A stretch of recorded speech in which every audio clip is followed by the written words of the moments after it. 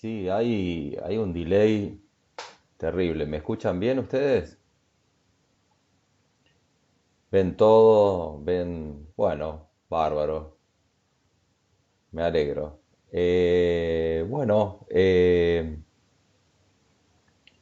tal Camila? Buenas tardes. No, no sé si quieren hacer algún tipo de comentario previo, alguna duda que tengan antes de comenzar con la clase. Si es un poco largo, les habilito el micrófono, pero como quieran.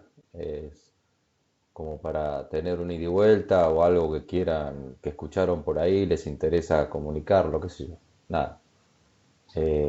Siéntanse libres de expresar cosas también, ¿no? Eh, Bien, no hay que dar unos minutos, porque hay muchas personas que desean participar y digo, que no digo, que digo, que no digo. Acá es un ámbito de aprendizaje, cual ninguno de nosotros sabe nada, toda pregunta es bienvenida. Y ni hablar de experiencias personales, ¿no? Pero bueno, obviamente, eso no quiere decir que estén obligados a participar, ni mucho menos. Cada uno lo hace a su manera. O como me dice mi hijo, bueno, ya está grande, ¿no? Pero cuando era más chico, me dice, déjate de joder, no preguntes nada, y da clase, y callate. Me decía, bueno, pero bueno, es así, así me dijo, me dice, no jodas. No, de nada, por ahora de nada. Solamente, sí, exactamente, eso me dijo mi hijo, habla, habla y no preguntes nada. Pero bueno, va a ser. Las clases participativas, todo muy lindo, pero ustedes no quieren saber nada. Así es. Bueno, bueno, eh, Mijail, eh, me lo dijo claro, así que tengo que, por Mijail vamos a arrancar la clase, porque si no Mijail se enoja. Y entonces vamos a ir al inicio de la clase. Ah, al revés que su hijo. Ah, no, bueno, no, las experiencias, por supuesto, obviamente, pero a veces ustedes tienen, bueno, cuando son muy jóvenes no tienen muchas experiencias, lo cual es absolutamente lógico, pero por ahí una que otra persona se da que tiene experiencia.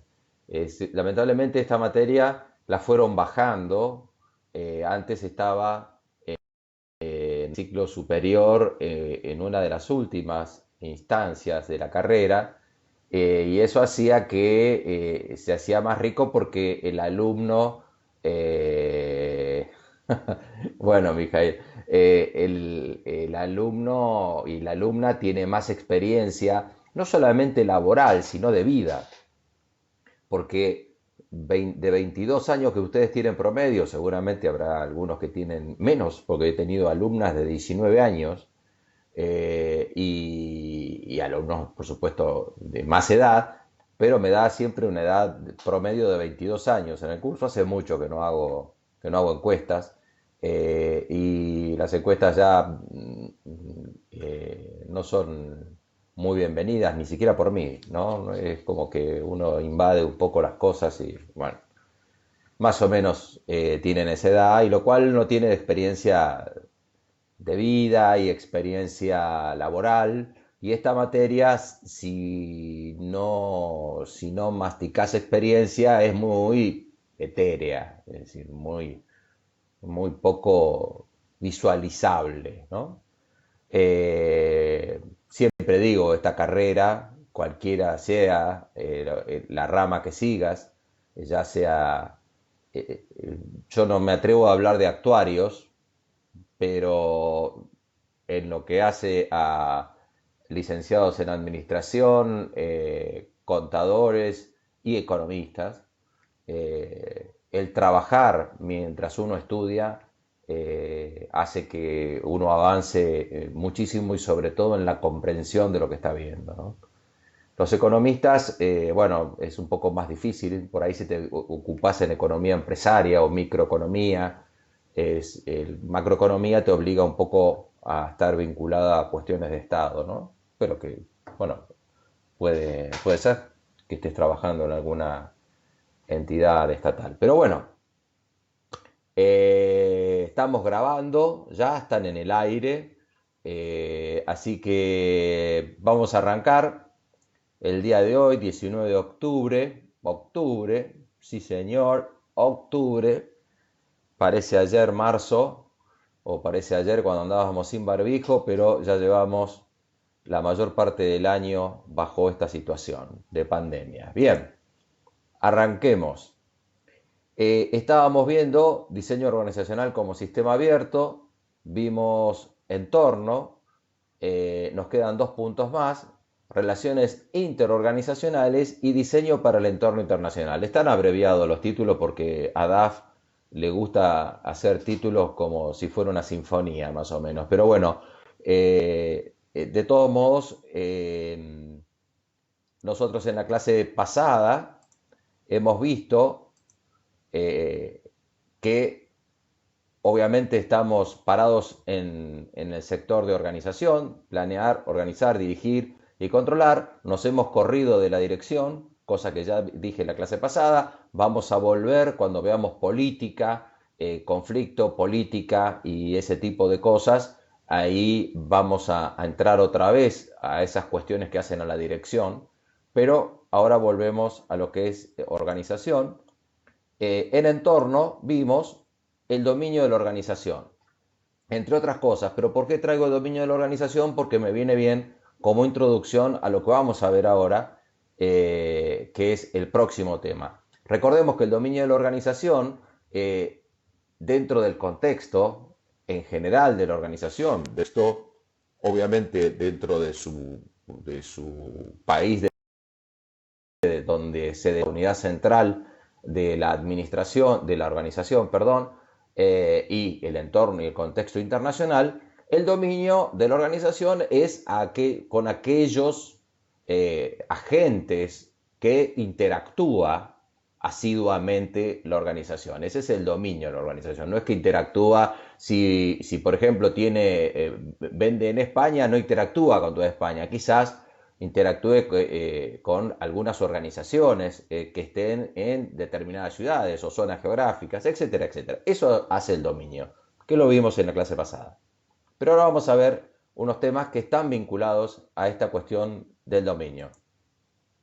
Y vamos a ver relaciones interorganizacionales. Obviamente lo que está diciendo el título ya nos habla de que, que nos vamos a ocupar de los vínculos que se generan en intraorganizaciones, entre organizaciones. Entonces, arranca Don Duff con la definición de ecosistemas organizacionales y dentro de la definición de ecosistemas organizacionales habla de relaciones interorganizacionales. Está así en el libro. Pero bueno, nada, las relaciones interorganizacionales ahí lo tienen. Son transacciones entre organizaciones, vínculos entre organizaciones. Perdurables o no perdurables. En general, si vos estás hablando de relaciones interorganizacionales, son perdurables, ¿no? Estamos hablando de algo perdurable. Bueno, es un título, digamos. El ecosistema, y esto es un concepto muy moderno, o moderno, que se está utilizando hoy, el ecosistema, se utiliza de diversas maneras. Se utiliza de diversas maneras. Vamos a ver cuál es específicamente el ecosistema organizacional y después les voy a decir cómo se está utilizando. Es un concepto sumamente actual. Ecosistema organizacional es lo que marca la comunidad de organizaciones y su entorno. En definitiva, es algo similar al dominio, nada más que el dominio organizacional que hablábamos antes tomaba la organización en forma individual y sus relaciones con algunas cuestiones del entorno. El ecosistema organizacional lo toma con una integración con toda la comunidad de organizaciones que intervienen en su entorno. Ahora vamos a ver bien qué es esta historia, ¿no? ¿Qué es esta historia? Y este es un concepto muy importante desde el punto de vista estratégico de una organización y muy importante dentro del tema del diseño de las organizaciones, porque justamente es la primera pregunta que nos tenemos que hacer, perdón, para diseñar una organización. Y yo vamos a profundizar el tema. Usted va a encontrar este dibujito, ecosistema organizacional. Claro, decís, ¿qué hago? Me corto las venas o, claro, esto es un tema que parece difícil, pero es muy simple, pero lo vamos a explicar de otra manera. Obviamente, en el parcial no va a ir el dibujito, mucho más aún como lo estamos tomando en estos momentos, pero digo para que se tranquilicen, porque yo sé que entran en pánico, como diciendo, ay, ¿cómo va en el parcial? Sé que eso es el primer impulso que tienen, lo cual es lógico. Pero lo que yo les voy a explicar ahora no está en el libro de DAF y tampoco va a ser tomado en el parcial porque yo lo que les voy a explicar es ese dibujito que quiere decir y les voy a explicar qué es ecosistema porque quiero que se lleven el concepto de ecosistema. ¿Tá? Ustedes van a explicar ecosistema por lo que dice el libro, por el texto que les dije anteriormente, pero a mí me interesa que lo comprendan y que lo puedan utilizar en la práctica, en el futuro. ¿Mm? Así que por eso va la explicación que viene ahora. Bueno, esto es un ecosistema organizacional de una empresa. Te lo voy a explicar. Vos me decís, hiciste un dibujito que era un mega despelote y lo que hiciste en un despelote, pero no. Ahora le voy a explicar qué es esta historia. Vos te trazás el ecosistema organizacional, te trazás comenzando a estudiar este ecosistema organizacional, te lo empezás a trazar diciendo, bueno, es como si dibujáramos nuestra empresa. Bueno, nosotros, acá estamos, esto somos nosotros. Así, con un circulito o un cuadradito, como quieras, es lo mismo.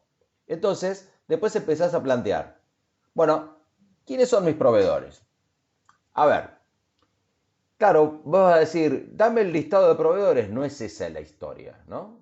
Estamos hablando de recursos claves. Fíjate que yo puse proveedor P1, P2, P3 y después uno dice PEX. PEX es proveedores del exterior. ¿Mm? Por ejemplo, puede ser que necesites de insumos que solamente se obtienen en el exterior. Muchas empresas químicas tienen ese problema, o empresas vinculadas a cuestiones químicas como empresas de pinturas, de plásticos, etcétera, que necesariamente tienen que recurrir al exterior para sus insumos. ¿Por qué no lo compras en la industria nacional? Porque no hay. O porque valen 70 veces más. Bueno, hoy, con todo el bolonqui del dólar, ya está. Pero bueno, no nos vamos a meter en ese tema. Eh, en fin, ya vi varias de esas. Bien, sigamos. Proveedores del exterior. Entonces, vos te planteás estratégicamente, digamos, cuáles son tus proveedores. Yo le puse circulitos más grandes y más chicos como para darle una importancia. Es decir, no tenés que poner todos los proveedores. El que te provee, qué sé yo, los artículos de limpieza, no te interesa. Estamos hablando de los proveedores críticos que hacen al funcionamiento de tu empresa. Ahora, DAF, como muchos de los libros de administración, o la gran mayoría de los libros de administración, y diría la gran mayoría de los libros de contabilidad también, están pensados en función de la industria. Ni hay que hablar de la economía de costos. Uno dirá, bueno, costos, viejo, la industria, costos. Bueno, no solamente hay costos en la industria, hay muy poco desarrollado en el ámbito de los servicios. Y el ámbito de los servicios hoy ocupa un lugar importante, importantísimo en el mundo. El 70% del Producto Bruto Mundial está generado por servicios. ¿Qué son servicios? Energía, atención, no son industrias pequeñas. Energía, telefonía, o bueno, llamarlo hoy telefonía, comunicaciones, como quieras denominarlo, medios, etcétera, etcétera, etcétera. Y todo aquello que provea cuestiones que no tengan que ver con la fabricación o la transformación de materias primas en productos tangibles. Servicios. Servicio puede ser también, por ejemplo, servicio puede ser cuando vos haces una lata de telenovelas o de series, como estamos acostumbrados a ver ahora. Bueno, es decir, vos ves una telenovela mexicana, una telenovela turca, y las vemos acá, dobladas al español, pero bueno, esos son servicios que son exportados. ¿Mm? Eso es exportación de servicios. Bien, te planteas el tema de proveedores. Te planteas el tema de cuáles son los proveedores críticos que esta empresa necesita. Y ahora te voy a decir por qué te sirve todo esto. Quizás vos dirías, pero yo cómo me puedo plantear eso si no conozco a la empresa. Totalmente de acuerdo. ¿Ah? Si vos no conoces a la empresa, es difícil que puedas establecer cuáles son tus proveedores críticos. Eso es cierto. Pero también es cierto que vos podés ayudar en este momento a sentarte con una persona que sí conozca la empresa y decir, bueno, pará, vamos a pensar esta historia del ecosistema. Vamos a ver cómo está la historia. Y esto es un tema que muy pocos se ponen a pensar, obviamente lleva tiempo, y esto requiere un papelito, no requiere un software complejo, requiere un papelito y requiere detenerse a pensar, a reflexionar sobre tu compañía. Y es un tema que hoy, más allá de la situación particular de nuestra economía, digamos que la situación de pandemia obliga a replantearte esta situación, por ejemplo, para analizar cuál es el estado de situación de tus proveedores. Porque como ustedes si ven las liñitas, si ven el P1, observen el proveedor 1 y el proveedor 3, también le vende a lo que ahí denominamos competidores nacionales, es decir, a competidores nuestros. ¿Mm? Y también obviamente le pueden llegar a vender a otras empresas que no son competidoras nuestras. Ahora, ¿cómo les está yendo después de la pandemia? Por ejemplo, eso es un análisis, che, ¿cómo viene la mano para seguir proveyéndonos? Por ejemplo, el proveedor 1 y proveedor 2, que son los más grandes, digamos que lo pusimos como algo importante, ¿lo podemos reemplazar por otro? Por ejemplo, cuando vos te planteás este ecosistema, es como para pensar tu entorno, es como plantear tu dominio, pero con las organizaciones participantes dentro del dominio, dentro del ecosistema. Lo mismo haces con algo clave, que es el análisis número uno que hoy tenés que hacer, es decir, con tus clientes.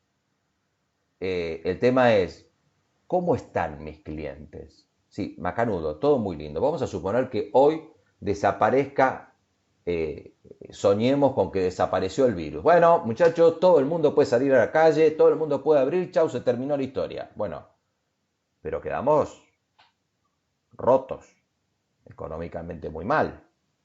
Gente que ha cerrado y todo eso. Entonces, ¿cómo están nuestros clientes? ¿Cómo están los clientes de nuestros clientes, que es el CC que tenés ahí? El CC que está planteado es el cliente de nuestros clientes. ¿Cómo están? ¿Cuál va a ser la demanda que van a tener nuestros clientes? En función de la demanda que van a tener nuestros clientes, nos van a seguir demandando a nosotros. Es como analizar, es decir, también hace a vos el ecosistema de ellos, es decir, cómo les está yendo a ellos o cómo les va a ir a ellos, para plantearte también si estás posicionado o posicionada en un mercado que tiene posibilidades de crecimiento o que dentro de esta pandemia tiene posibilidades de ser reemplazado. Los otros días estaba viendo, el sábado, vi un reportaje de Pedro Aznar.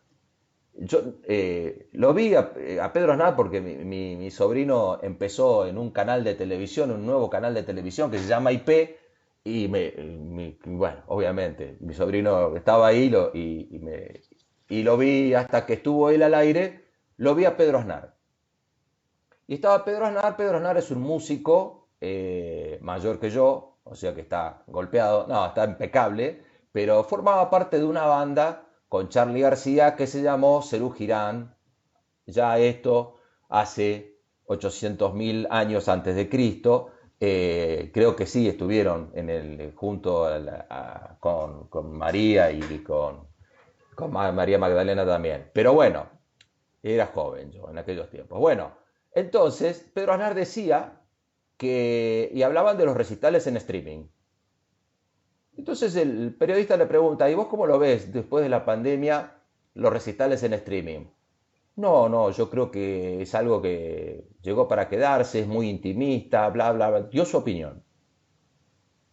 Entonces, si vos estás en el negocio de los espectáculos públicos, de los espectáculos al aire libre, por ejemplo, o le provees tus clientes son ese tipo de compañía, ojo, ¿no? Ojo, porque hoy los artistas se están canalizando por streaming y hay algunos artistas que dicen, yo creo que voy a seguir por streaming. Sí, está bien, los recitales al aire libre, pero voy a seguir por streaming. Con lo cual, este es todo un análisis que te ayuda en estas situaciones. Vos no podés estar haciendo todos los días esto, es obvio, ¿no? Es obvio. Y tu ecosistema, yo creo que si agarrás a cualquier empresaria o empresario que está en el tema, te lo arma en 2 minutos esto. Pero si nosotros vamos a diseñar una organización, es importante comenzar por esto. Generalmente, los ecosistemas de organizaciones que tienen un mismo objeto, digamos, hacen lo mismo, para decirlo sin tantas complejidades, obviamente que operan en ecosistemas similares. Con lo cual, si vos vas a hacer un diseño de un hipermercado, que es el retail, bueno, vos con estudiar el ecosistema de alguno de los retail ya te das una idea de la problemática. Si vos tenés que diseñar una empresa de telefonía celular, entonces vos decís, bueno, también vamos a ver de qué se trata este ecosistema. ¿Mm? En telefonía celular, por ejemplo, acá no está, pero está el aspecto técnico también, porque muchas empresas de telefonía celular lo que hacen es compartir las antenas.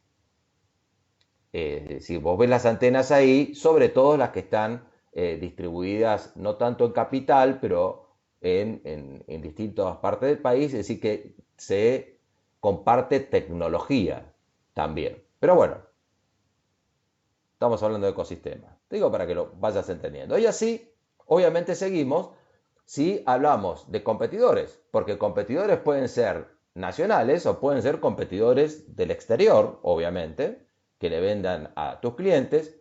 Y después, este es un tema sumamente importante cuando vos estás estudiando en una organización, es alianzas o socios que la organización tenga. Hay muchas organizaciones, medianas empresas, que tienen socios en el exterior.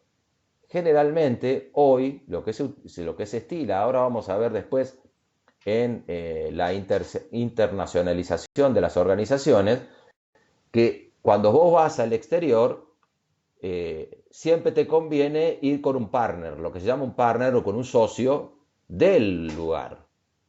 Entonces te permite a vos ordenar, olvidé silenciar el teléfono.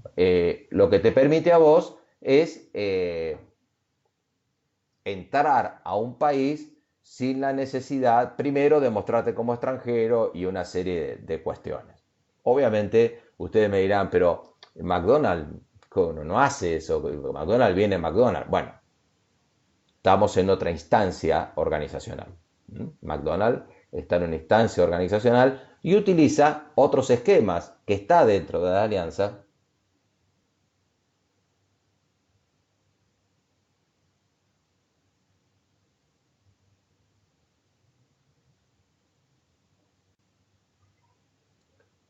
Eh, Depende, es decir, empresas que compitan en un mercado y sean socias en otro mercado es medio complicado,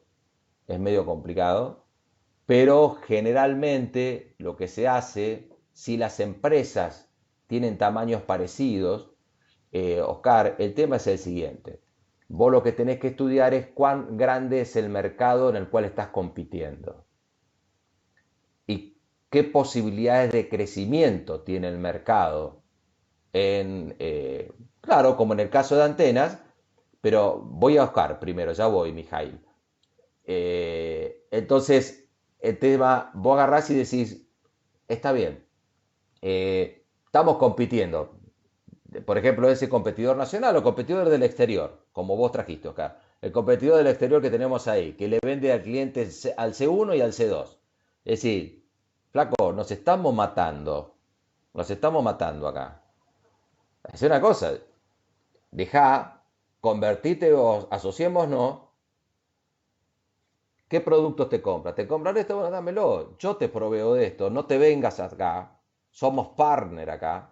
Digamos que es un segundo paso. Y si en vez de competir, somos partner. Y yo hago lo mismo con vos. Yo tengo en tu país, ponele Brasil, yo estoy vendiendo. Bueno, tomá, vamos, vayamos juntos a Brasil y vengamos juntos acá. Es una manera de hacer economía de escala. Después vamos a ver lo que es economía de escala, pero es una manera de reducir costos cuando tenés un mercado que no te da la posibilidad de expansión. Sobre todo un mercado, suponiendo el mercado argentino como está hoy, que va a tener una expansión lenta en algunos rubros. En algunos rubros. Se prevé que uno de los sectores, motores, donde se van a sustentar todos los países para motorizar sus economías va a ser la construcción. La construcción tiene un efecto dinamizante de la economía muy fuerte porque toca muchísimas industrias y esas industrias, su ecosistema toca esas industrias y esas industrias forman parte de otros ecosistemas y se va diseminando, digamos, el crecimiento. Obviamente, otra de las razones que pueden llegar a ser para el país importante es el tema de la industria agroganadera, fundamentalmente agrícola, porque ganadera nosotros necesitamos recomponer nuestro capital que hemos perdido en los últimos 50 años dramáticamente. Pero no vamos a entrar en ese tema. Pero volviendo ahora a la antena que Mijail decía, claro, las antenas es, si bien no estás hablando de clientes, pero lo mismo, es decir, ¿para qué vamos a invertir? Vos en antena, yo en antena, fulano en antena, invertamos todos en una y compartamos nada. Como hagamos algo muy bueno y compartamos nada. ¿Para qué vamos a ir? Por ejemplo, si vos tenés que poner la antena durante toda la ruta 9, por ejemplo, ¿para qué vamos a competir en eso? Sí, en las cuentas competimos, pero no en eso, porque no tiene sentido, vamos a llenar de antenas la ruta innecesariamente, porque además de la inversión en tecnología, tenés la inversión en mantenimiento de esa tecnología y no solamente la inversión en mantenimiento, sino la inversión en la evolución, porque ya estamos hablando de 5G y todo eso implican inversiones que van mucho más allá de un numerito en un celular. ¿No? Recién iPhone sacó un celular compatible con la tecnología 5G. Yo no estoy en condiciones de hablar lo que significa la tecnología 5G, pero digo, obviamente que hay mucho de negocio, ¿no? La tecnología te están vendiendo un celular, es como, bueno, te están diciendo, bueno, mira, la nafta, con la nafta sin plomo, bueno, tu auto no funciona con la nafta sin plomo, tenés que cambiar de auto. Más o menos sería la misma historia, pero bueno, En tecnología nos las bancamos porque estamos en una etapa hoy de tecnología como en los primeros años, los primeros 50 años del siglo, donde el auto era gran demandado, y cuando vino la nueva oleada de autos de nueva tecnología con toda una serie de sistemas de seguridad y de confort dentro de los vehículos, que hoy más o menos se ha estandarizado, entonces más o menos tenés un autito que puedes escuchar música como la gente, que tenés airbag, qué sé yo. Pero bueno, entonces socios y alianzas, participaciones en otros sistemas. Obviamente que si vos tenés socios en el exterior, ya estás participando en otros ecosistemas, que ahí está en un circulito, ¿no? Está en un circulito. Obviamente que en un momento determinado tenés que cortarlo al tema. O sea que todo ese dibujo complejo que vos podés complejizar, porque si yo te desarrollo el otro ecosistema internacional, esto se empieza a ser algo bastante complejo. Pero bueno, digamos que todo eso sigue. Y después tenés los otros sectores que intervienen, financiero, AFIP, sector público. Pero bueno, el sector público, y generalmente el sector financiero no necesariamente público, obviamente es toda la industria financiera.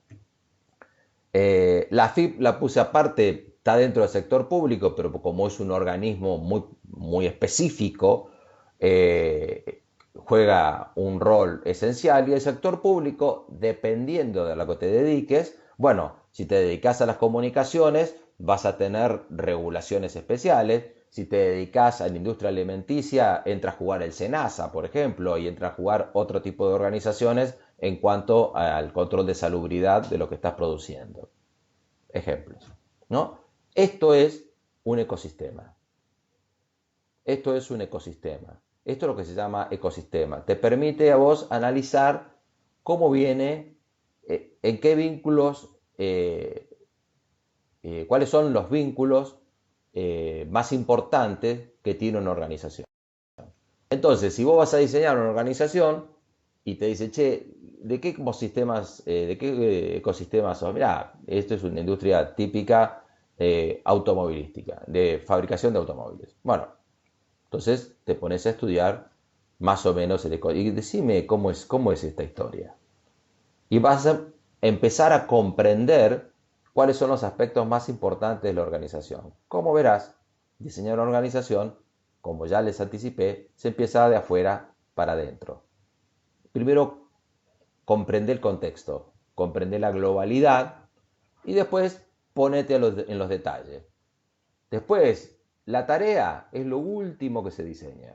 Es lo último que se diseña. Primero tenés que empezar de afuera y empezar a comprender qué es esta problemática. Cuando vos empezás a establecer estas historias y te metés en un ecosistema, empiezan a aparecer las primeras áreas que debe tener o departamentos que debe tener una organización que va a competir en ese ecosistema.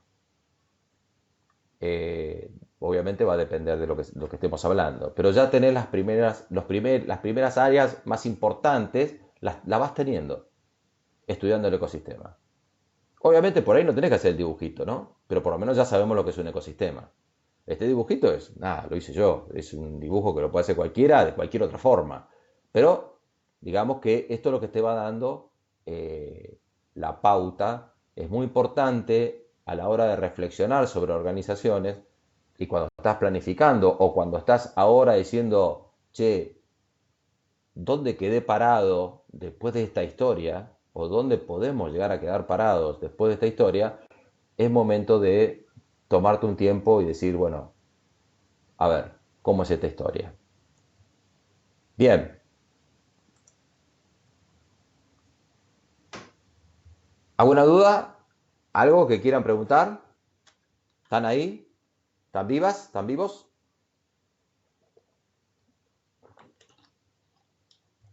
Sí, Selene, no muy viva, fue un sí seco. Sí estamos, bueno. Bien, bárbaro, bárbaro. Gracias, Selene, gracias. Bueno, después, Tom Duff entra con el rol cambiante de la administración. Y esto es importante porque eh, por ahora sí, a Daniel lo tenemos, por ahora. Son 52, cuando sea 51, Daniel es el primero que se va. Vamos al tema de el rol cambiante. Hoy las organizaciones se empieza bueno, bueno, Oscar. Eh, las organizaciones empiezan a pensar muy horizontalmente, más que en estructuras verticales. Hace muchos años, empezó, sí, estuvo la moda de la reingeniería. Y la reingeniería decía replantear a las organizaciones, empezar desde cero y plantearla exclusivamente sobre la base de poner responsables de los procesos.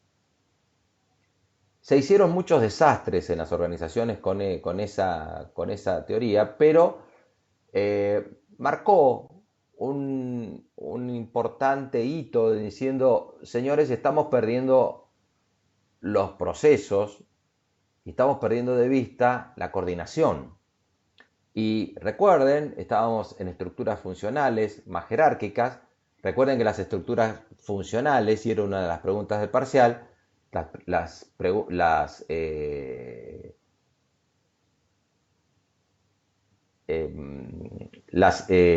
industrias, las estructuras verticales y funcionales son buenas cuando no necesitas mucha coordinación. Y hoy, con el entorno que tenemos, todas las organizaciones, y ya no, el entorno no hace diferencia a tamaños, hace que las estructuras verticales estén dando pasos a las estructuras horizontales. Por eso estamos yendo a modelos más orgánicos de estructura y ya no hay, inclusive, y vamos a ver después, que eso requiere de liderazgos distintos.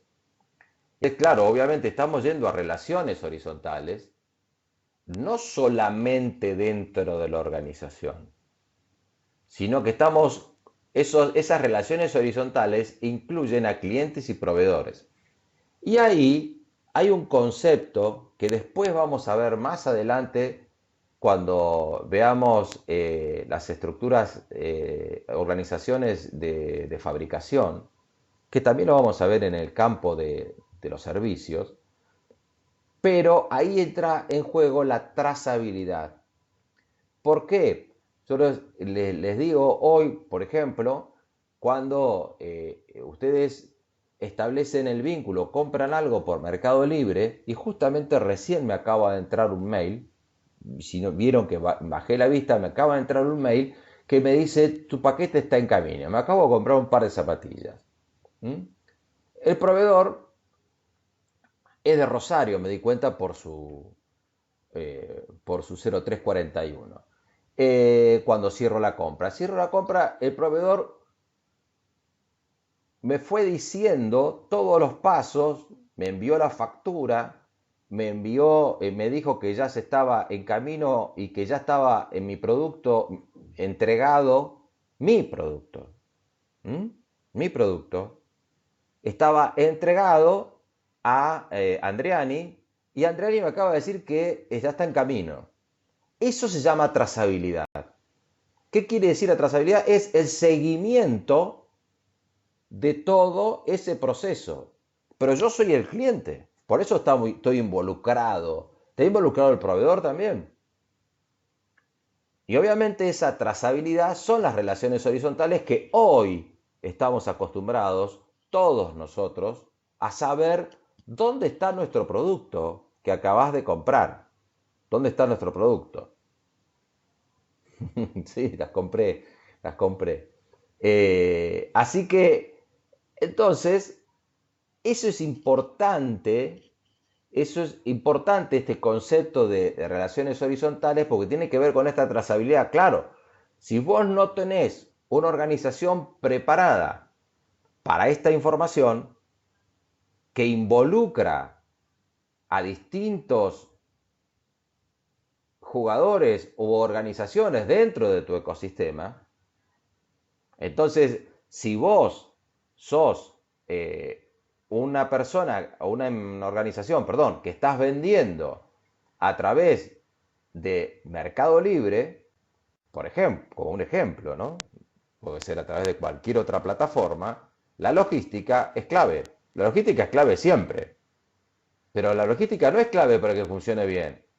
Porque antes era, sí, ya va a llegar, y llegará, y más o menos va a llegar tal día, y te dicen, no, ahora sabes dónde está todo en cada paso. Eso es trazabilidad. ¿Mm?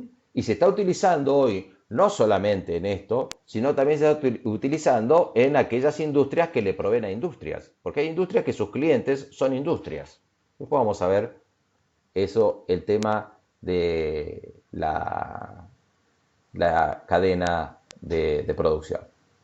Bien, ¿tá? El tema de esto entonces, el rol cambiante de la administración. Recuerden que en la traducción, administración es más, en el americano lo llama management, y el management está más vinculado a la gestión que a lo que nosotros tenemos conocido como administración. Para nosotros la administración es una oficina donde manejan papeles, donde se hace la contabilidad. Pero hoy en día, primero, cada vez manejan menos papeles y donde la contabilidad hoy ya existen software online donde realiza la contabilidad. Un tema importante también, recuerden que estuvimos viendo clases anteriores, el tema de ver cómo va a ser la profesión en el futuro y el tema de la capacidad de empleabilidad. ¿Mm? Es decir, contadores, sí. Otro tema si te dedicas al tema impositivo. Ahí es otra historia. Estamos hablando de otra historia. Si vos sos un especialista o sos una o un especialista en el campo impositivo, bueno, es otra instancia que ya no es tan automatizable. Eso es otra historia, totalmente distinta. Inclusive en otros países, como en Estados Unidos, los especialistas impositivos son abogados. Y aquí los contadores o contadoras que son especialistas impositivos se perfeccionan mucho en el tema de abogacía, fundamentalmente en la interpretación de leyes.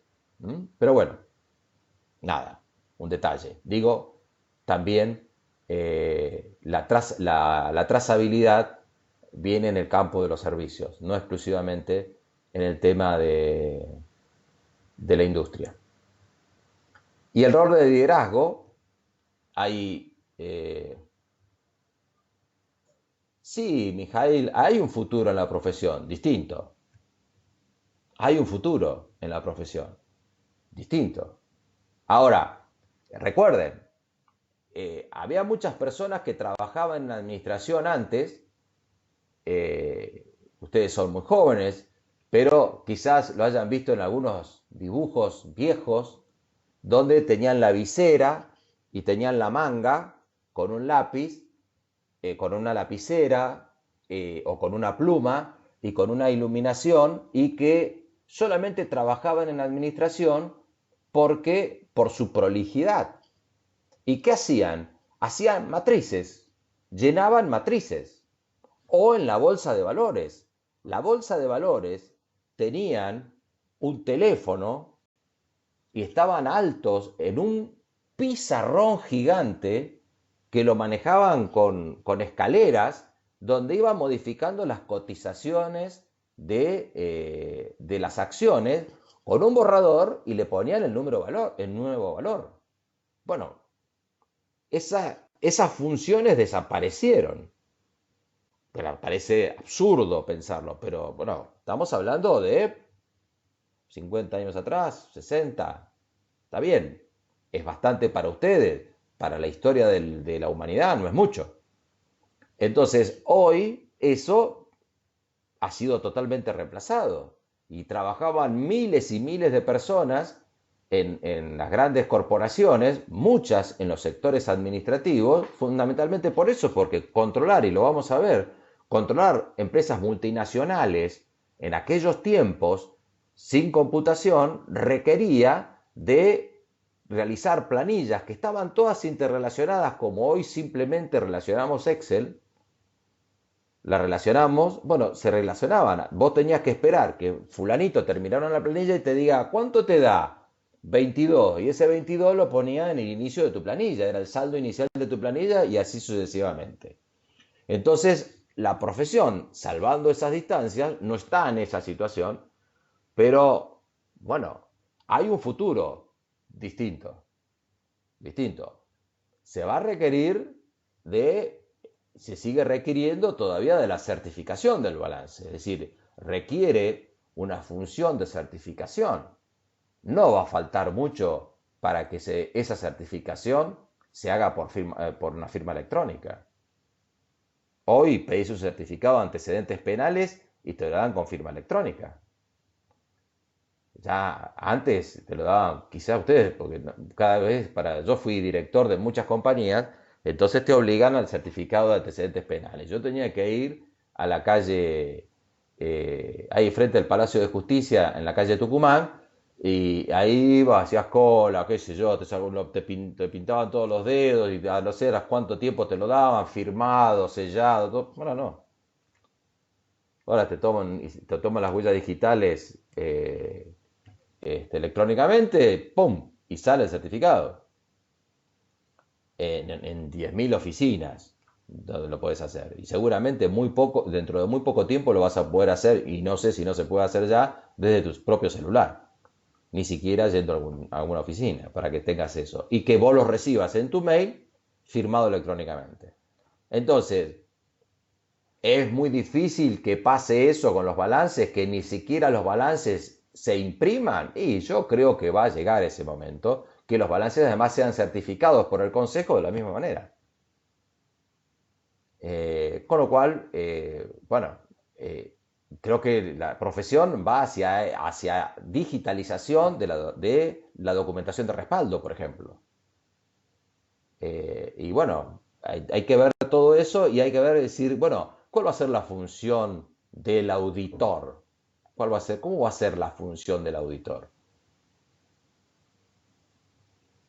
Claro, pero el tema es, ¿hasta cuándo va a seguir eso así? No cabe ninguna duda que el mundo va hacia paperless, perdón. Ya hay muchísima, primero que ya hay una presión social al respecto, y ya hay muchas cosas que parecen que no se quedan, pero la digitalización hace que, eh, bueno, hoy en día, con tema de la pandemia, volvemos a los aspectos, entre comillas, positivos, o no sé si positivos, relevantes, no sé si positivos, es el aceleramiento de algunas implementaciones. Entonces, hoy, muchos estudios que están trabajando home office, ¿te imaginas? Hacerte un balance, aquellos que estén trabajando, que hayan, o que estén trabajando, que hayan trabajado en hacer balances, vos necesitas una cantidad de información para verificar, y bueno, ¿cómo haces? Estás en tu casa, ¿qué te van a hacer? ¿Te van a mandar una moto hasta tu casa? El que vive en Del Viso, el que vive en Quilmes, el que vive... Antes se centralizaba todo en la administración. O bien el auditor se desplazaba hacia la organización. Ni siquiera hacia eso. Entonces hoy eso eh, obliga a la digitalización. Y aparte, no solamente eso, estoy absolutamente convencido de que el mundo, a partir de hoy, va a empezar a trabajar en consecuencia de una futura pandemia. Los países serios lo van a hacer. Es decir, no, pará. Esto a mí no me agarra más así. Está bien, vos dirás, pero bueno, ¿cómo vamos a hacer en los bares y en los restaurantes? Bueno, eso es otra historia. Otra historia. Otra historia. Pero también cuando diseñemos un restaurante, diría, justamente ahora estoy en tratamiento con una empresa de servicios de purificación de aire, pero no un extractor, ¿no? De alto, por ejemplo, trabajaban con museos para purificación de aire de museos, donde vos tenés que tener empresas de purificación de aire. Antes, cuando los grandes computadores tenían disco rígido y que giraban y que tenían lector, un lector que pasaba a una distancia creo que 10 veces inferior al espesor de un cabello humano, con lo cual necesitaba un aire absolutamente puro sin la más mínima partícula. Bueno, una empresa que hace eso, quizás mañana el restaurante diga, no, pará, vamos a hacer un restaurante, sí, sistema de purificación de aire como tienen los aviones, por ejemplo. Necesito un sistema de purificación de aire otra vez por si viene la pandemia. Dirás, uy, se va a requerir más plata para hacer un restaurante. Se va a requerir más plata, seguramente. Pero no creo que nadie más haga un restaurante importante, por supuesto. Los chicos que hagan las empresas de estas cervezas artesanales dirán, bueno, toma la vereda, qué sé yo, es otra historia. Pero son muchas cosas que se van a venir. En el campo de la contabilidad, para no irnos de este tema, obviamente que se va a venir y se está viniendo mucha digitalización de la documentación y un rol distinto también de la certificación de las cosas. Y ojo con la- las certificaciones por parte de los escribanos, ¿no? Los notarios. Entonces, va a haber muchas cosas que van a empezar a modificarse. Obviamente la legislación tiene que ir acompañando. En algunos países las legislaciones avanzan más rápido, en otras no tanto. Pero, bueno, vamos a seguir un ratito. Yo les hablé de algo, de que hay un avance de, de los sistemas de inversión muy importante que después se los voy a comentar más adelante. Pero bueno, tengan en cuenta eso. Yo no soy adivino, no sé lo que va a pasar. Te digo lo que está pasando ahora, ¿no? Te digo lo que está pasando ahora. Yo pedí vos pedís, yo pedí mi certificado de divorcio. Yo me casé en el interior del país y el certificado de divorcio me vino por mail con firma electrónica del interior de la provincia de Buenos Aires. No estamos hablando de grandes ciudades, ¿no? Así que es un tema que se viene, quizás mucho más rápido de lo que muchos pensemos. Ya, acuérdense lo que dijo Pedro Aznar, ¿no? Yo en streaming voy a seguir. Bueno, no sé qué va a pasar el día que esto, que además, para colmo, va a durar mucho tiempo más, va a durar mucho tiempo más, independientemente que se descubra una vacuna en el mediano plazo. Ya sabemos que este año no va a haber vacuna, pero independientemente que se descubra una vacuna, va a haber que distribuirla, va a haber que verificarla, bueno, hay una serie de cosas. Vamos a tener un 2021 conviviendo todavía en esta historia. Claro, obviamente, Gonzalo, que las prevenciones respecto a una pandemia, hoy la humanidad, quien no aprendió, lamentablemente, muchos lo han pagado con su vida, pero todos hemos aprendido algo que creíamos extinto, yo por lo menos, que era un fenómeno de esta naturaleza de pandemia. A mí me hablaban de pandemia y para mí era la Edad Media. Bueno, actuamos como la Edad Media, exactamente igual. Entonces, hemos evolucionado en muchos casos y evidentemente en eso era como si no existiera más. Sí existe. ¿Y quién se va a jugar a que no va a haber otra pandemia más? Seguramente nadie. Nadie se va a jugar. Y ni siquiera van a invertir si no hay previsión de pandemia. Por supuesto, en aquellas industrias donde la pandemia tiene grandes efectos, obviamente, ¿no? Bien,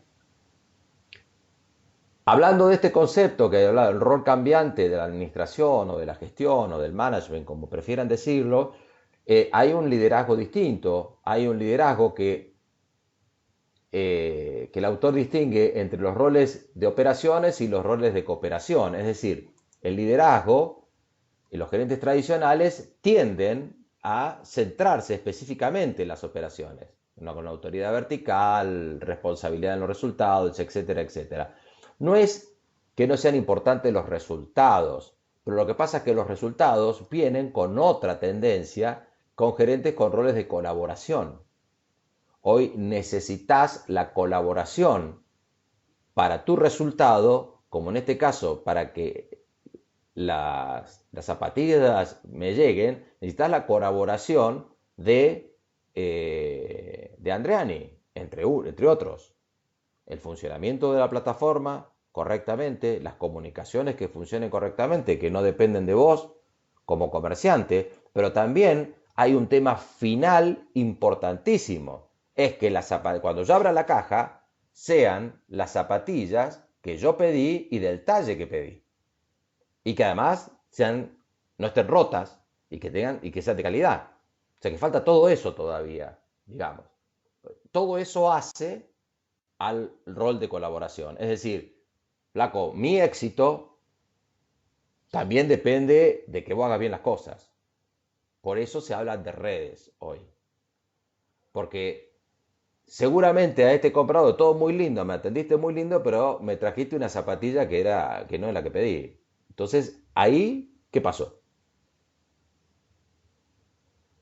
¿De qué sirvió toda la trazabilidad si el resultado final fue este? De nada. Es como todo. Yo te puedo haber atendido bárbaro en un retail, fuiste a ver la heladera o te encantó la heladera o una tele, vamos a algo más lindo, una tele este, que navega, que puedes hacer lo que quieras, vas para allá, inalámbrica inclusive, no tenés conexiones de ningún tipo, bla, bla, bla, fuiste, tuviste una experiencia maravillosa, te trataron maravillosamente bien, viene en el momento que te lo pidieron, te lo traen a domicilio, rajada la pantalla. Se terminó todo. Por eso es todo, la trazabilidad es importante hasta el último instante, desde el primero hasta el último instante. Bien, bueno, después Don Duff siempre va a ser este tipo de matrices que son clarificantes, obviamente no te van a cambiar la vida, pero sí te van a orientar. Arriba tenés el tipo de organización, diferente o similar, es decir, si te ocupás de lo mismo o no te ocupás de lo mismo, si tenés características similares, y qué relación tenés, si es competitiva o no competitiva. Entonces, si es diferente y es competitiva, vas a tener eh, obviamente vas a trabajar en una disputa de recursos. Eso es evidente. Vas a trabajar una disputa de recursos. Ahora, si sos competitiva y si sos similar, ya compartís una ecología poblacional. Y vamos a ver ahora lo que es una ecología poblacional. ¿Qué quiere decir similar y competitiva? Por ejemplo, qué sé yo, Bailey, pero más te diría Detroit. Con Detroit, con todas las industrias automovilísticas que antes estaban en Detroit.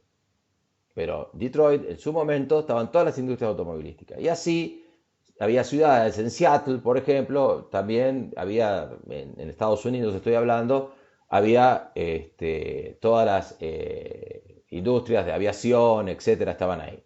Bueno, digamos que esa ecología poblacional hoy ya no se comparte por el tema de la cuestión de zona geográfica, ¿no? Hoy ojo con que la ecología poblacional, la zona geográfica se rompió. Digamos, hoy tu competidor puede estar a miles y miles y miles de kilómetros de distancia. Nosotros somos una sociedad muy cerrada hacia los vínculos externos, muy cerrada. De hecho, lean los diarios. lean los diarios. Si ustedes pegan una visión en los diarios o en las redes sociales, siguiendo medios locales, me refiero, siguiendo medios locales, vos no tenés información del exterior. Nosotros no somos un país donde estemos muy vinculados con la problemática del exterior. Sí sale un par de noticias, compararlo con otros diarios, por ejemplo. ¿Mm? Nada, eso hace que no tengamos la economía más cerrada, una de las economías más cerradas del mundo, más cerradas del mundo. Para bien o para mal, eso se lo dejo a cada uno de los pensamientos de cada uno. El tema es que en economías más abiertas, el proveedor, vos competís para comprar esas zapatillas que yo compré, que se lo compré a un tipo de Rosario, podés competir con un tipo de China para comprar un par de zapatillas. Quizás no la misma, otra, trucha, no sé, no importa, pero la compras en China y te lo traen. Por ejemplo, en Amazon, vos agarrás en Amazon y te lo traen, de donde sea el proveedor. Entonces ahí competís, tu competencia no es geográfica, tu competencia está ahí. Es decir, que ojo con lo que hablamos de población hoy, ¿no? Ojo que no necesariamente tenés una proximidad física, no necesariamente. Si sos diferente y estás en una relación organizacional de cooperación, haces una red de colaboración. Si bien sos diferente, pero bueno, en algunos puntos empezás a colaborar, no en este caso con las antenas, pero es un poco el tema de colaboración, que en realidad la red de colaboración viene de una necesidad de beneficio mutuo. Por eso funcionan las redes de colaboración, obviamente. Si no hay beneficio mutuo, las redes no sirven. No van a funcionar directamente. Y por último, habla de las de cooperación y que son similares y hablan de organizaciones que están institucionalmente ya establecidas, como en el caso de grandes corporaciones, que el libro da el ejemplo de McDonald's, por ejemplo, donde mucho de lo que nosotros hablábamos de socios externos, McDonald's crece, y no es sorpresa de muchos, no, yo sé que muchos de ustedes lo saben, pero creció a base de un esquema comercial que se llama franquicia, pero que está sustentado en una institucionalización que es el control de esa franquicia.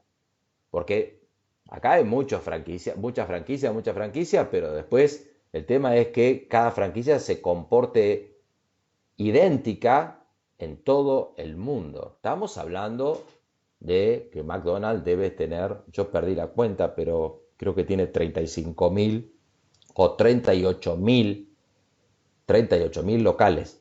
38.000. Hay que controlar 38.000 locales, ¿no? Hay que controlar 38.000 locales. Hay que tener una organización para controlar eso, ¿no? Y empezó en la década del 50 esa historia, ¿no? Es una empresa bastante nueva. Es una empresa bastante nueva. Bien.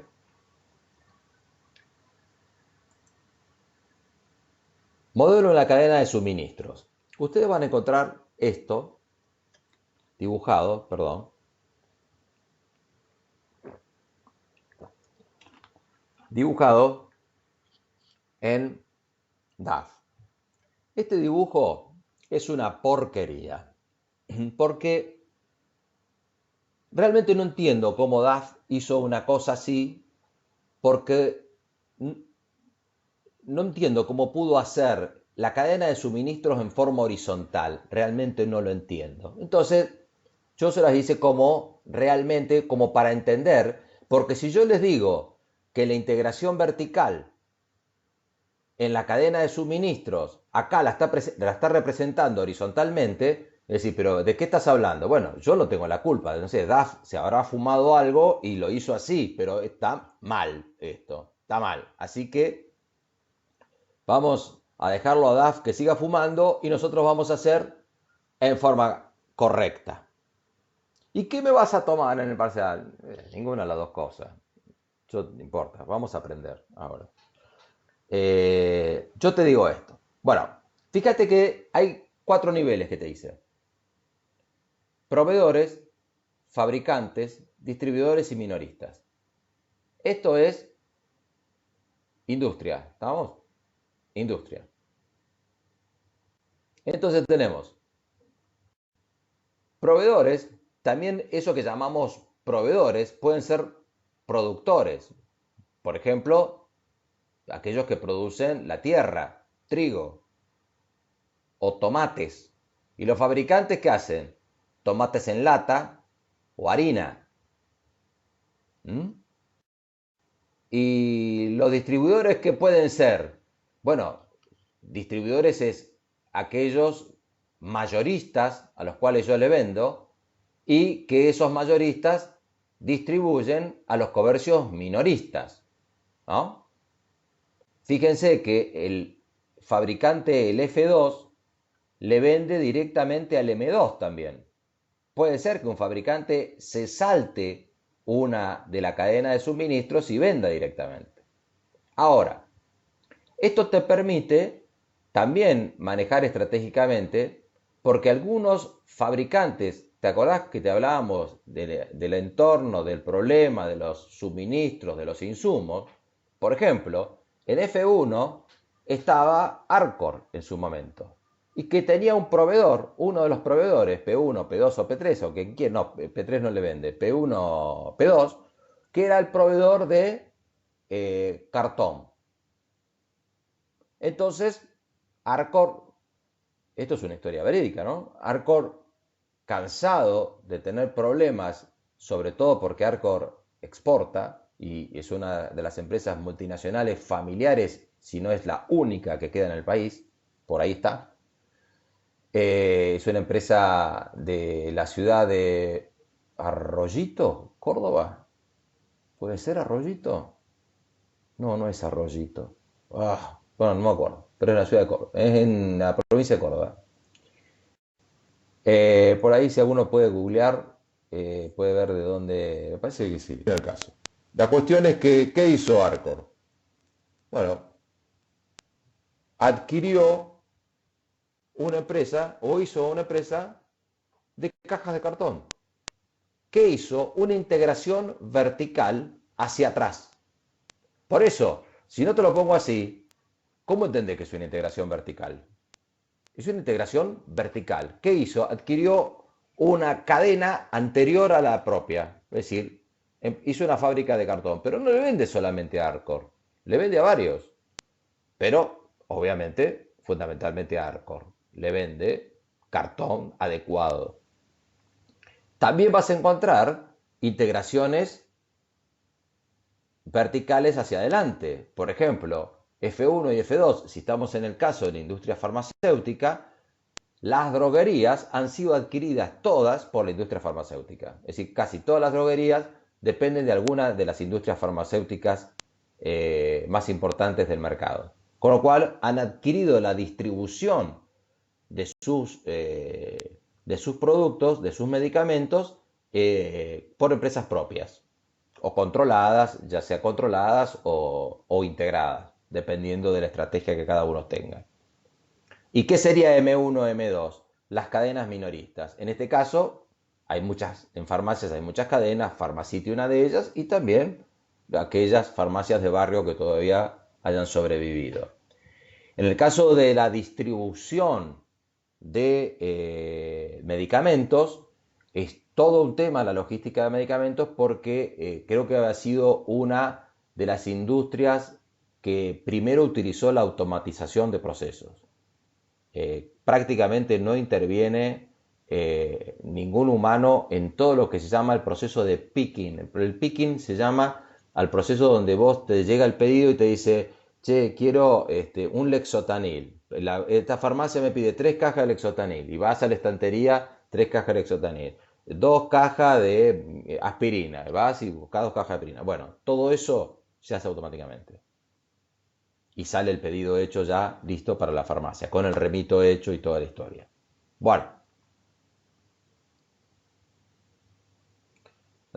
Me escribe a veces que guardó la conversación y no sé, me parece una pregunta de un alumno. Pero bueno, eh, esto es importante. Claro, ¿qué es eso de la integración horizontal? La integración horizontal pasa cuando F1 ve que el mercado no da y que a F2 no le está yendo tan bien y dice, che, te compro. Y F1 adquirió F2.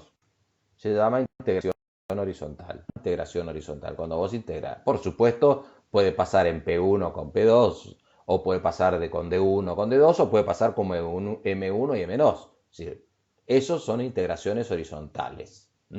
Por eso es importante redefinir el dibujito de DAF, porque para que vos comprendas que la estrategia, que a veces, por ejemplo, las estrategias de las integraciones horizontales son muy, muy utilizadas, ya que venimos hablando en los estudios de auditoría. Es muy común, es uno de los sectores más común donde se producen fusiones o horizontales, fusiones horizontales de los estudios, donde después se integran obviamente, su talento, el talento que tiene uno con el talento que tiene el otro, alguno quizás tenga clientes más importantes, etcétera, sus carteras de clientes, etcétera. O bien, son adquiridos estudios más pequeños, son adquiridos y fusionados y absorbidos por estudios más grandes. Pero bueno, queda claro entonces, o que espero que haya quedado claro, cuál es el tema esto de la integración vertical y por qué es bueno estudiar el modelo de una cadena de suministros, porque te permite esta historia estudiar y es más, quizás algunas digan, bueno, la cadena de distribuidores puede llegar a tener un mix donde podés tener locales propios y vender a mayoristas también. O vender exclusivamente a mayoristas y no a minoristas. Los otros días estuve con una empresa de autopartes, empresa de autopartes. Y la empresa no fabrica nada, comercializa más de 25.000 productos. ¿Escuchaste bien? 25.000 productos. Desde cerrajería del automóvil hasta paragolpe, lo que se te ocurra. Entonces vos decís, wow, ¿cómo controlo toda esta historia? Pero solamente venden mayoristas. Solamente mayoristas. Más de 3.500 clientes. Quiere decir que el M1 y el M2 ni se mete. Se posiciona en los distribuidores. Quizás algunos minoristas tengan, no lo sé bien, no lo conozco muy en profundidad. Quizás algún minorista le venda en el interior, en el interior, qué sé yo. Sobre todo, ustedes tienen que fijarse, imagínate en la Patagonia, ¿no? En la Patagonia es un tema donde hay una distribución de habitantes por kilómetro cuadrado escasa. Entonces, uno a veces va a la Patagonia y te dice, che, pero qué caro que sale este repuesto en la Patagonia. Y una vez estuve hablando con un repuestero hace muchos años que me decía, sí, todo me critican, pero yo para tenerlo en la estantería, acá en Comodoro Rivadavia, que él estaba en Comodoro Rivadavia, yo lo compré a esto y lo pagué hace 3 meses y lo tengo acá y lo estoy financiando yo. ¿Para que qué? Para que venga un cliente cada tanto me lo pide y se lo dé automáticamente, si no yo lo tengo que pedir. Eran otros tiempos. Por eso pasa ahora que la trazabilidad te hace que vos trabajes más rápido y ya no tengas que tener tu stock, ya voy Matías, y vos no tengas que tener tu stock ahí para responder medianamente rápido a tu cliente.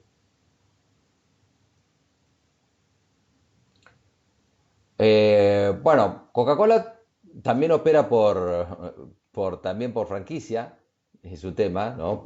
Está franquiciado. Lo que no te franquicia es el jarabe. El jarabe te lo manda directamente desde Atlanta. El jarabe es absolutamente secreto. Y no sé bien cómo opera Coca-Cola, yo no sé si Coca-Cola trabaja con distribuidores. La verdad que no lo sé, me sorprende. Yo trabajé con Coca-Cola en el sector gastronómico y vienen ellos porque ellos piden el cheque contra culata de camión a todo el mundo. Te dejan la bebida, te dejan los cajones, el fletero. Bueno, puede ser, no lo sé, no lo sé, no voy a hablar de lo que lo sé, puede ser. Lo que sí sé es que trabaja, contrata, sí, logística, tiene una logística impresionante, impresionante. Es probable que tenga distribuidores, es probable que tenga distribuidores, así que no lo... eh, supongo, a mayoristas les vende. Yo creo que Coca-Cola, por conocerla, como conocer la Coca-Cola y por la potencia que tiene la marca, es de vender a distribuidores y vende a minoristas en el mismo lugar, excepto en algunas regiones, ¿no? Sí, sí, sí, sí, no te bajan el pedido en eso. Y bueno, pero, pero eh, ya están en el mercado las Coca-Colas saborizadas, ¿no?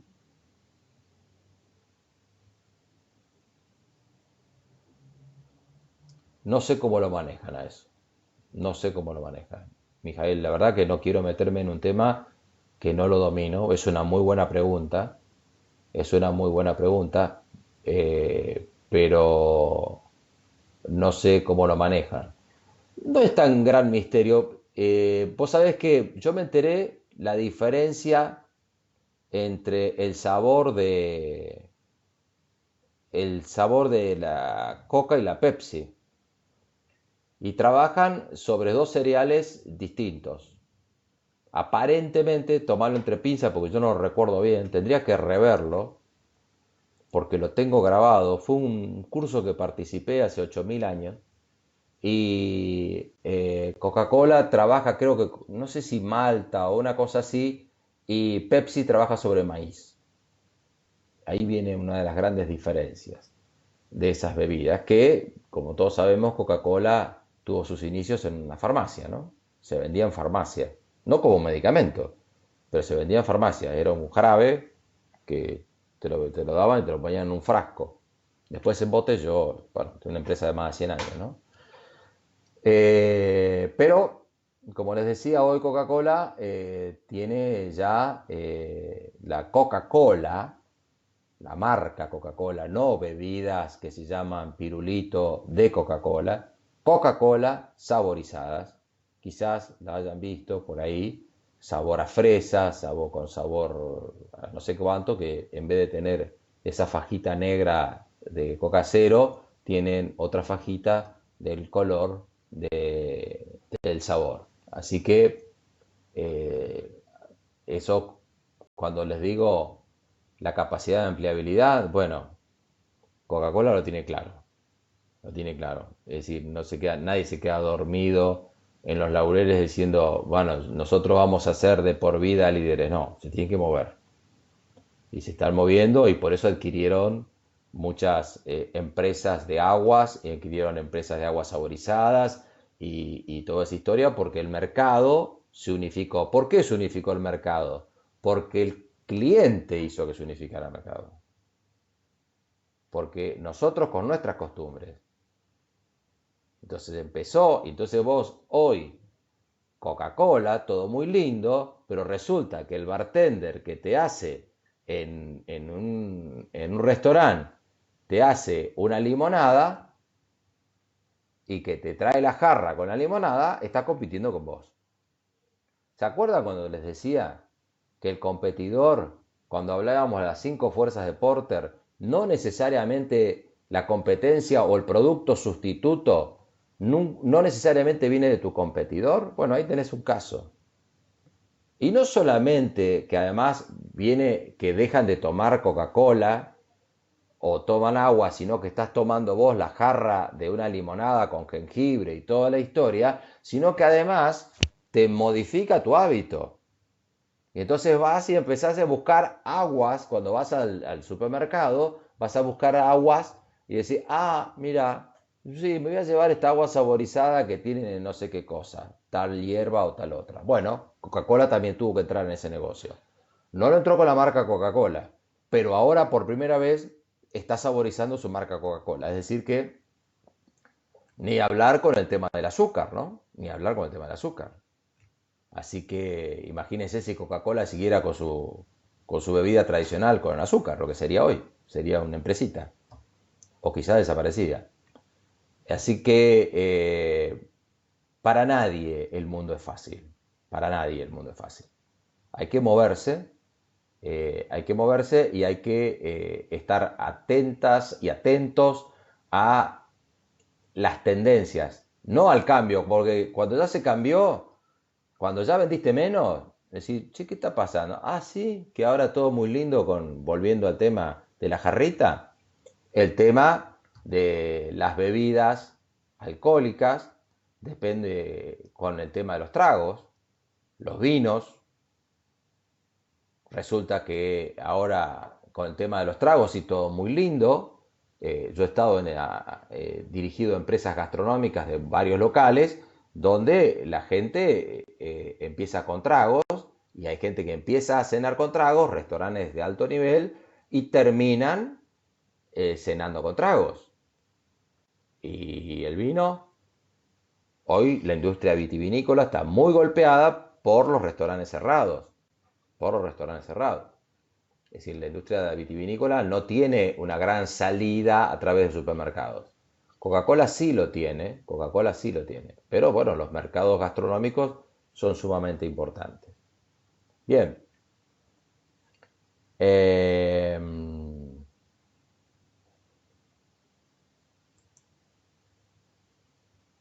Después van a, bueno, de las características cambiantes es bastante simple, esto lo tienen que leer. Obviamente, esto por ahí va a venir alguna pregunta del parcial por acá.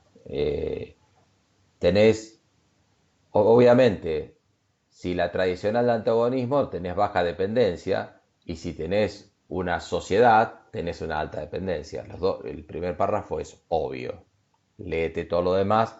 Te traigo este gráfico. Obviamente no vamos a hablar de este gráfico porque si no... obviamente, mirá, solución legal de conflictos, mecanismos de coordinación estrecha, personal en planta. Claro, vos tenés personal en planta. Es decir, por ejemplo, conozco hay una industria que trabaja cueros, una curtiembre, muy grande en Uruguay, muy grande, de una familia muy importante de Uruguay.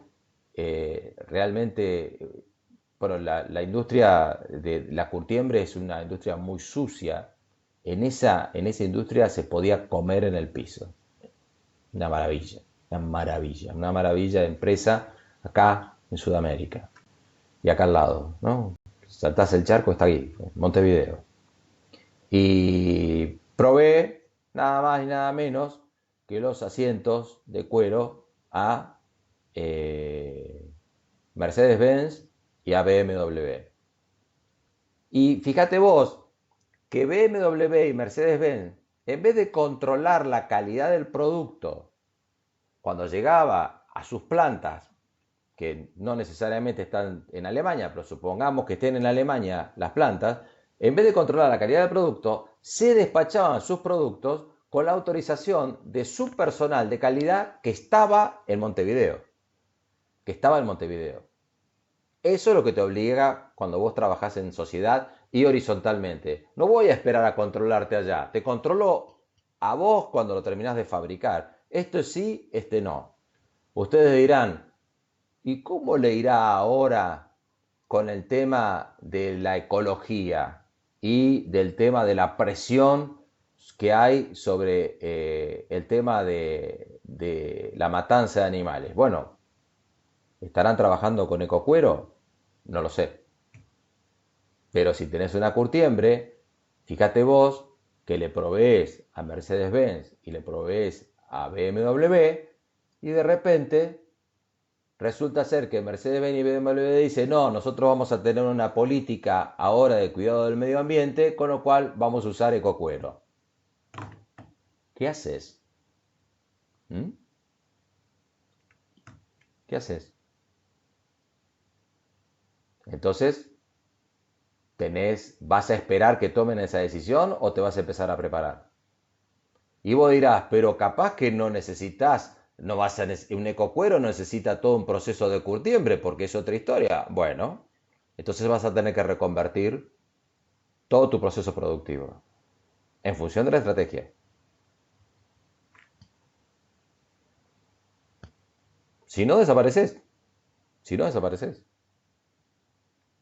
Entonces, son temas que, por eso ahora toman quizás más fuerza el tema de las fuerzas competitivas de Porter. Ahora vienen ahora, ¿no?, a jugar un poco más. Por eso está todo interrelacionado. Lo vamos diciendo conceptualmente para ir absorbiéndolo, pero todo lo que venimos diciendo es una red, está todo integrado. Es un conocimiento integrado el que estamos viendo. Pero bueno, lo vamos viendo así para ir evolucionando y para ir absorbiéndolo. De alguna manera lo tenemos que hacer. Bien,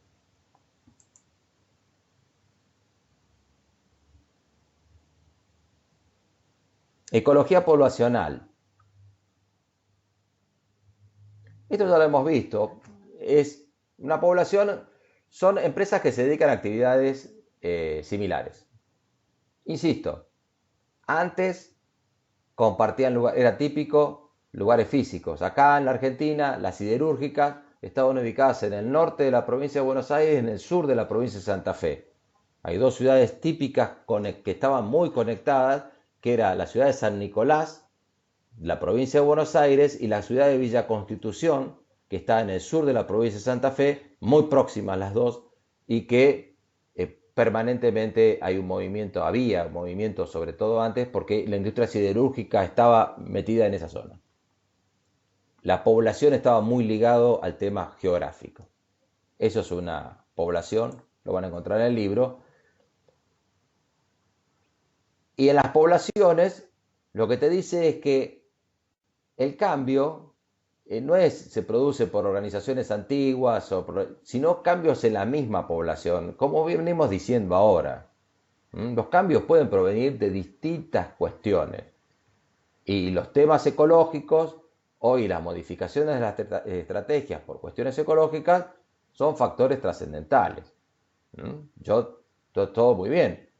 Me parece bárbaro. Yo soy uno de los grandes defensores de dejar de utilizar plásticos en todo lo que sea, porque hay islas del tamaño de media Europa flotando en los océanos de plásticos, y donde los seres humanos consumimos, tenemos, consumimos por año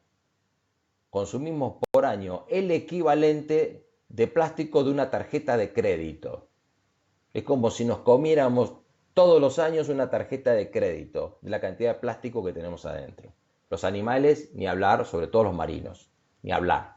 Todos tienen plástico ya en su organismo. Todos. No hay ni uno que no tenga plástico. No solamente los que terminan atados y todo eso, sino en el consumo. Bien.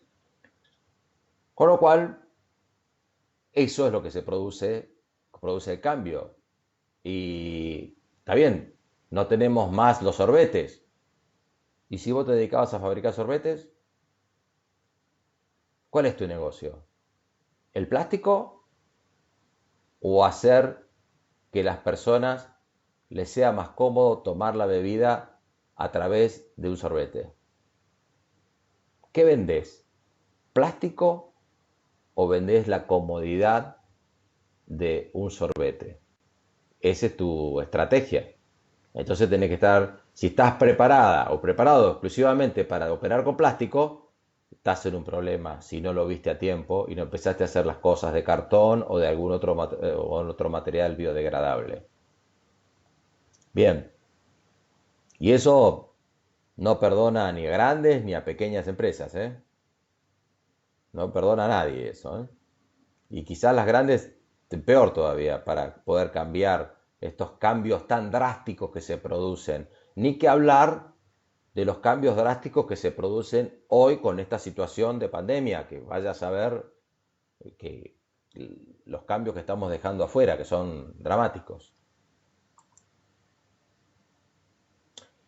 Que toda organización lo que hace es tratar de buscar un nicho, es decir, un nicho donde enfocarse, un nicho de mercado. ¿Qué se llama un nicho de mercado? Un nicho de mercado, por ejemplo, son todos, yo te voy a hacer algo muy simple, muy vago. Bueno, un nicho de veganos. Yo les vendo a veganos. ¿Qué le vendo a veganos? Pues, no sé, puede ser alimentación, lo que se te ocurra, tenés ese nicho.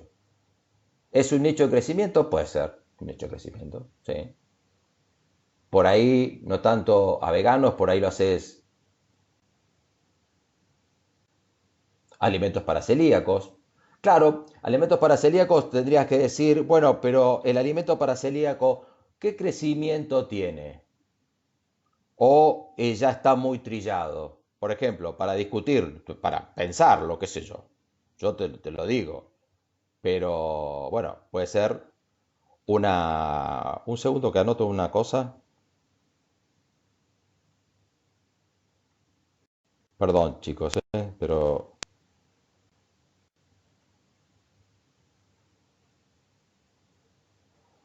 ahí está. Ya me anoté. Bien. Eh, muchos nichos que no necesariamente están definidos por hábitos de consumo, sino pueden estar, por ejemplo, por hábitos de esparcimiento, deportistas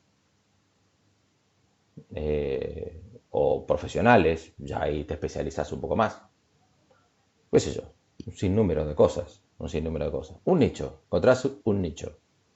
Es como el nicho que encontró Mercedes-Benz o como que puede encontrar Fiat, son todos válidos. O como puede encontrar un fabricante de camiones, no sé, nicho, fabricante de camiones. Se calcula que de acá a 10 años no va a haber más camiones tripulados. No va a haber más camiones tripulados, por lo menos en el mundo moderno. Ya están haciendo ensayos con camiones no tripulados. Eso implica que el 3% de la población mundial se quede sin trabajo. ¿Sos camionera, camionero? ¿O tenés una empresa de transporte? ¿Qué va a pasar? Te digo algo más. ¿Sos Moyano? Moyano la va a pelear. Moyano la va a pelear. Yo fui testigo de peleas de sindicatos cuando una profesión se destruye por el cambio por la evolución. Los operadores de radio, que son aquellas personas que están listas para poner un tema o para hacer un sonido especial o para comunicarte con fulano o con mengano, acá en Argentina es toda una profesión. En Estados Unidos está integrado el operador de radio con el locutor. Seguramente habrán visto una película donde el locutor está con sus discos y es él el que está con el artista y está el estudio ahí. Bueno, ya nació así la radio en Estados Unidos. Acá no. Acá vos tenés un estudio de radio, tenés el estudio, de un lado tenés el operador de radio y del otro lado todo el sector de producción, que son aquellos que llaman por teléfono, comunicame con fulano, sobre todo los periodísticos, ¿no? Los programas periodísticos. Pero vos tenés el operador hoy, muchas FM, hoy acá en Argentina, muchas FM, está el locutor, que es el operador de radio, y que eso los comenté esto ya, es más, y además tenés todo el sistema integrado que el operador de radio Cuando manda la publicidad, sale la facturación de la publicidad hacia el anunciante, además, ¿no? Cuando vienen esas evoluciones tecnológicas, claro, el operador de radio desaparece. No lo estoy diciendo como algo positivo ni negativo, pasa. Ni que hablar con el locutor, porque antes solamente podía decir la marca, una marca al aire, por ejemplo Coca-Cola, una persona que estaba sindicalizada como locutor y que había sido, por lo cual tenía que haberse recibido de locutor profesional. Si no, no podía decir una marca. Si alguno vio Tinelli alguna vez, tenía a una locutora que decía, él decía Frávega y la locutora decía Frávega. Él decía la marca, pero después tenía la locutora, obligada por el sindicato a tener una locutora profesional para que diga la marca Frávega. Hoy está destruido eso. Está destruido. ¿Qué va a pasar con el transporte? Bueno, quizás para nosotros no sea de 10 años, sean más, pero el mundo está trabajando en el transporte sin no tripulado. Y los sindicatos de transporte son grandes en todo el mundo, no solamente acá. En Estados Unidos también es un sindicato muy fuerte. Aquellos que hayan visto algunas películas, Jimmy Hoffa fue un famoso gremialista de camiones y con un final trágico. Pero bueno, de todos modos, más allá de su final, son cuestiones sociales que se vienen y que, como te habla, te mueve la ecología poblacional. Y donde vos decís, loco, está bien, tengo, yo o soy camionero, si soy camionero, ¿hacia dónde voy? Y si tengo una empresa de transporte, ¿hacia dónde voy? ¿Y cómo negocio esta historia? Necesitas del apoyo, ahí, fíjate vos, si vas a una asociación de tus competidores, ahí decís, che, ¿cómo nos unimos en esta historia de la reconversión de la industria? Porque no deja de ser una reconversión de la logística. Esta reconversión de que vamos a tener transportes no tripulados o camiones no tripulados. Obviamente, falta mucho, falta mucho. Pero 10 años pasan, ¿eh? Yo les aseguro que pasa. Bien, ¿vas a esperar a trabajar en el tema 10 años? Acaba de invertir Audi, escuchá la cifra, 40.000 millones de euros. 40.000 millones de euros para la fabricación de autos eléctricos.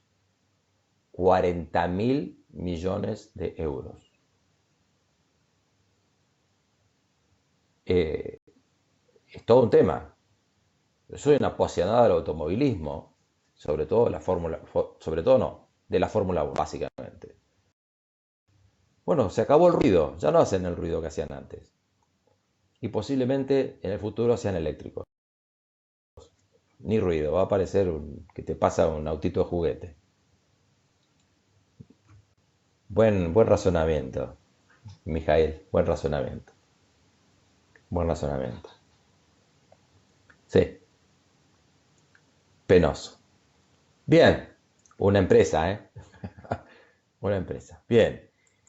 Eh, cerrando el tema de relaciones interorganizacionales, van a encontrar el proceso de cambio ecológico y obviamente está el tema de la iniciación, donde se produce la variación.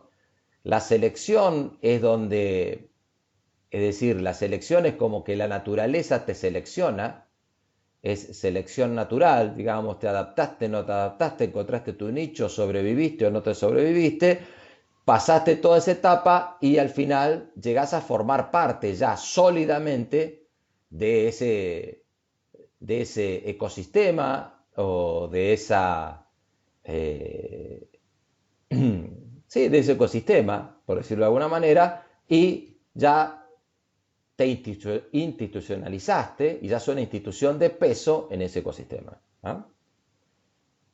A ver, hablando, vamos a McDonald's. Esta es más fácil, esta es una pregunta fácil, porque tuve una película, pero bueno, no importa. Eh, ¿Cuál es el negocio de McDonald's? Simple, no sé. ¿Cuál es el negocio de McDonald's?